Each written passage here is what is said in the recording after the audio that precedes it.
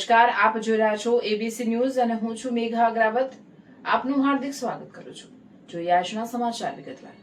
ભાવનગર એસઓજીની કાર્યવાહી, કોડીન યુક્ત કફ સિરપની 48 બોટલ સાથે એક શસ્ત્ર. ગુજરાત સરકારના નશા મુક્ત ગુજરાત અભિયાન અંતર્ગત ભાવનગર સ્પેશિયલ ઓપરેશન ગ્રુપ દ્વારા વધુ એક સફળ કાર્યવાહી હાથ ધરવામાં આવી છે. પોલીસને મળેલી બાતમીના આધારે ટીમે ભાવનગર શહેરના કુંભારવાડા વિસ્તાર ખાતે દરોડો પાડી એક વ્યક્તિને પ્રતિબંધિત કોડીન યુક્ત કફ સિરપ સાથે ઝડપી પાડ્યો હતો. તપાસ દરમિયાન આરોપી પાસેથી કોડીન ફોસ્ફેટ ધરાવતી 48 બોટલ કફ સિરપ મળી આવી હતી. પોલીસે સમગ્ર જથ્થો કબજે કરી આરોપીની અટકાયત કરી વધુ તપાસ હાથ ધરી છે.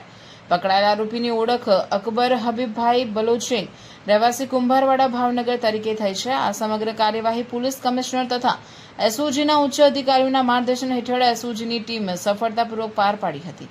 પોલીસે ગુનો નોંધી કોડીન યુક્ત દવાના જથ્થાનો સ્ત્રોત અને અન્ય સંડોવાયેલા લોકો અંગે વધુ તપાસ શરૂ કરી છે.